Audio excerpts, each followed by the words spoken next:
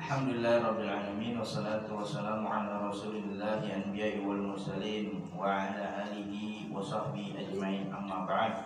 Puji syukur kehadirat Allah subhanahu wa ta'ala yang telah memberikan kita kenikmatan iman, sehat wal afiat, sehingga kita bisa hadir di tempat ini guna menyiarkan daripada syiar-syiar Allah subhanahu wa ta'ala, dan juga menghidupkan daripada sunnah-sunnah baginda Nabi besar Muhammad sallallahu alaihi wasallam. Dan insyaallah semua ini yang kita lakukan kelak menjadi kemanfaatan untuk kita di dunia maupun di akhirat, dan menjadi kehalalan untuk kita mendapatkan naungan Allah subhanahu wa ta'ala dan juga syafaat dari Nabi Muhammad sallallahu alaihi wasallam. Kita lanjutkan kembali pembacaan nasihat daripada Al-Habib Abdullah bin Ali Al-Haddad dalam kitab Sulukul Murid sambil menunggu masuk waktunya Isya. Masih di dalam wahdar ayyuhal murid kullal hadari min tarkil jum'ah wal jama'at fa inna dhalika min adati ahlil batalati wasimati arbabil jahalat. Bahwasannya masih di dalam paragraf yang pertama mengenai tentang pentingnya kita menjaga daripada ibadah Jumat dan juga ibadah sholat berjamaah daripada sholat fardunya kita. Begitu pentingnya sholat fardunya kita untuk kita jaga di dalam berjamaah, dan tentunya sholat Jumat itu adalah sholat fardu, yaitu fardu ain yang mesti kita pegang dan tidak kita tinggalkan secara sembarangan. Mengambil sedikit keberkahan daripada Al-Imam Syekh Nawawi Al-Bantani Al-Jawi mensyarahkan kitab Imam Jalaluddin As-Suyuti mengenai tentang bab Jumat. Kemarin kita sampai kepada masih membahas tentang bab Jumat karena kita berbicara tentang sholat Jumat kemarin, bahwasanya orang-orang yang hadir di awal Jumat mereka adalah orang-orang yang mendapatkan pahala-pahala tertentu dari Allah subhanahu wa ta'ala, karena Allah kirimkan para malaikat untuk mencatat orang-orang yang hadir di hari Jumat pada awal-awal waktu untuk masuk ke dalam masjidnya Allah subhanahu wa ta'ala. Mereka orang yang paling awal dikatakan fal awalu karojulin farqarraba badana, seperti orang yang berkurban dengan unta badana, unta yang paling baik. Wa karojulin korba bakorotan, soft kedua ya kayak orang berkorban sapi pahalanya.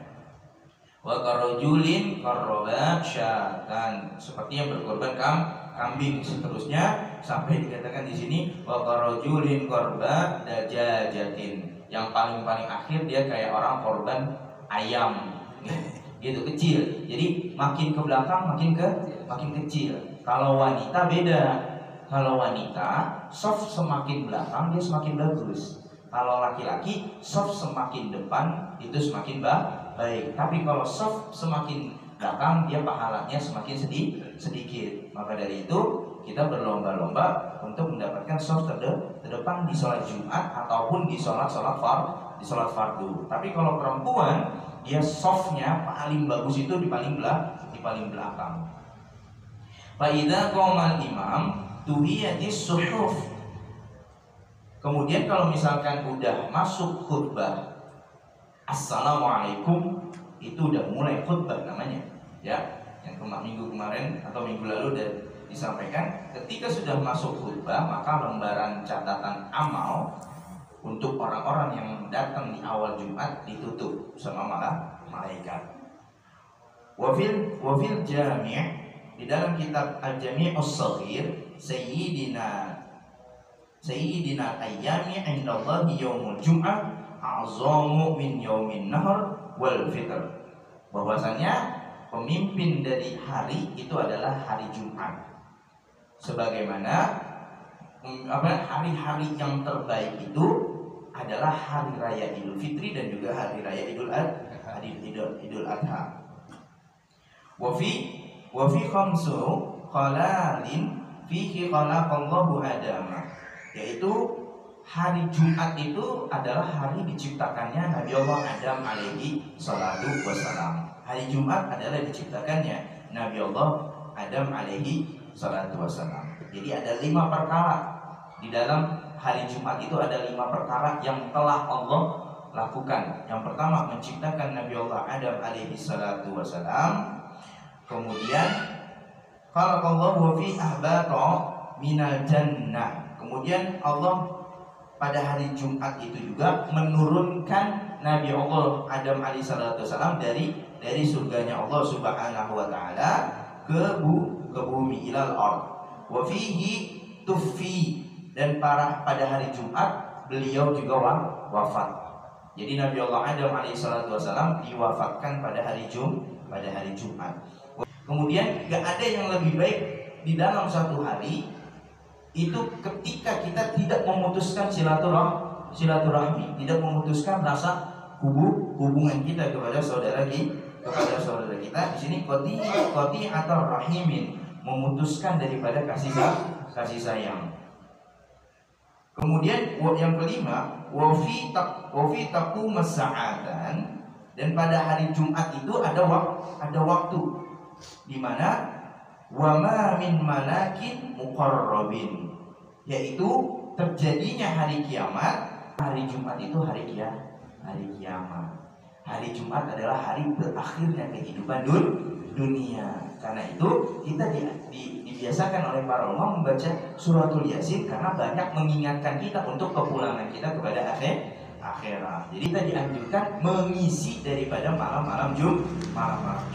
Jadi kita ini hadir di sini tiada lain untuk mendekatkan diri kita kepada Allah Subhanahu wa taala, dan juga untuk selamat dari semua apa yang sudah ditakdirkan oleh Allah Subhanahu wa taala dari hari-hari yang sudah ditentukan oleh Allah Subhanahu wa taala. Beliau mengatakan, Asy-Syaikh Imam Nawawi Al-Bantani mengatakan begini, wa'lam annal abda, dan ketahuilah bahwasannya hak seorang hamba fi haqqi dini, terhadap hak agamanya. Agama kita punya hak atas diri kita. Terhadap hak agamanya ala salasi darajatin. Itu punya 3 tingkatan, 3 golongan. Jadi kita itu terbagi atas 3 tingkatan atau 3 golongan. Kata Syekh Imam Nawawi Al-Bantani di dalam menjalankan hak-hak agamanya. Ayat tawaqatin minal maratib, yaitu mempunyai 3 tingkatan atau 3 kedudukan derajat. Yang pertama, imma salimin. Yang pertama adalah golongan atau derajat atau tingkatan orang-orang yang selamat. Golongan orang-orang yang selamat gitu aja ya. Dalam agama, golongan orang-orang yang selamat adalah minal ismi wa huwal muqtasiru ala ada'il faraid, yaitu orang yang mencoba. Di sini muktasiru ya, artinya itu menjaga atau menahan diri dari kelalaian untuk menjalankan yang fardu. Ayal muktafi bihi wa tarakil ma'asi, dan juga mencukupi dirinya untuk tidak melakukan kemaksiatan. 1. Golongan orang yang selamat itu di dalam agama, kata Syekh Imam Nawawi Al-Bantani, beliau mengklasifikasikan yang pertama adalah orang yang mencoba untuk tidak lalai dari hal-hal yang difardukan, yaitu ada il-faraid, menunaikan ibadah fardu. Dan di sini al-muqtasiru bisa juga dikatakan nunda-nunda. Berarti orang yang selamat itu di dalam agama sesuai dengan yang diklasifikasikan Syekh Imam Nawawi Al-Bantani adalah orang yang tidak lalai atau tidak menunda-nunda di dalam mengerjakan hal yang fardu. Banyak orang yang lalai atau menunda-nunda. Gimana? Nunda-nunda waktunya. 1. Mengentar-entarkan hal yang fardu, itu salah satu golongan orang yang tidak selamat. Ya, karena pertama dia kehilangan dari hal-hal yang sudah ditetapkan oleh Allah melalui sunnah-sunnah Nabi Muhammad yang begitu banyak. Dia kehilangan as-sholatu fil waqtiha, sholat berjamaah 27 derajat, dia hilang. Akhirnya sholatnya jam 1:30, asarnya jam 5:30, subuhnya jam 5:30, atau subuhnya jam 6:30. Subuh jam 6:30, subuh apa sholat duha ini? Sholat duha pakai kunut begitu. Jadi orang-orang yang nggak selamat hati-hati ya. Jadi kita berhati-hati kalau kita itu menunda-nunda untuk mengerjakan yang fardu. Apalagi kalau kita dalam keadaan sedang dalam perkumpulan, biasanya begitu. Kerja atau dalam satu perkumpulan nunda-nunda. Datang waktu panggilan Allah, ya udah, haknya Allah. Ketika ada azan, itu haknya Allah untuk kita menunaikan ibadah fardu, apalagi secara berjamaah. Atau kita duduk bersama para ulama di dalam majelis taklim. Hati-hati, utlubul ilma fariidatan. Menuntut ilmu itu kefarduan, kewajiban. Nunda-nunda, entar, lama-lama enggak hadir. Akhirnya apa? Akhirnya dia hanya mengetahui yang fardu, yaitu kehidupan dia tahunya sholat fardu dari subuh sampai isya. Setelah itu dia nggak tahu tentang yang disunahkan, yang disyaratkan, yang diwajibkan di dalam sholat, yang memakruhkan sholat, rukun-rukun sholat, nggak ada yang tahu. Dengan kita duduk bersama para ulama, kita mengetahui itu semua, dan dengan duduk dengan para ulama-ulama kita di sini, maka kita tahu bahwasannya mana batasan-batasan kita untuk tidak mengerjakan atau tidak menunda daripada hal-hal yang itu sifatnya hak Allah Subhanahu wa Ta'ala. Allah punya hak atas diri kita, kita punya hak dari Allah Subhanahu wa Ta'ala untuk kita, seperti itu. Jadi golongan yang pertama, kata Syekh Imam Nawawi Al-Bandani, adalah orang yang selamat. Orang yang selamat itu adalah orang yang bisa langsung mengerjakan yang fardu tanpa ditunda-tunda. Aurabihin, atau golongan yang kedua, yaitu golongan orang yang beruntung. Pertama orang yang selamat, yang kedua orang yang untung. Siapa mereka? Lil akhirati, yaitu orang yang beruntung untuk kehidupan akhiratnya. Wa huwal mutawwi'u ayyil mutabarri'u bil qurbati wa hiya ismun lima yutaqarrabu biha ilallah ta'ala wan nawafil.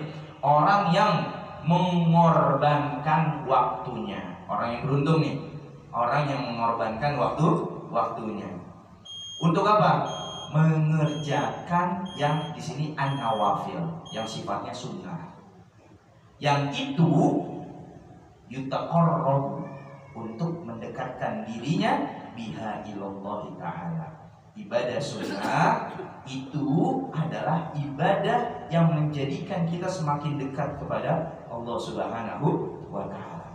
Semakin banyak kita mengorbankan waktu kita untuk mengerjakan yang fardu, dalam arti yang luas ini, kita mencoba untuk meluaskan waktu kita untuk mengerjakan yang fardu, baik itu sholat duha, sholat tahajud, dan sunnah yang lainnya, terutama qobliyah ba'diyah. Kita rela-relain tepat waktu supaya dapat sholat sunnah, qobliyah ba'diyah, tahajud, dan semuanya itu menjadikan kita semakin dekat kepada Allah Subhanahu wa Ta'ala. Jadi ibadah sunnah ketika kita kerjakan, kita semakin dekat kepada Allah dan menjadikan kita orang-orang yang beruntung. Yang terakhir, au khasirin, atau orang-orang yang rugi. Siapa orang-orang yang merugi? Ay halakin azimi wa huwal muqtasir ayal mutawani anil lawazim.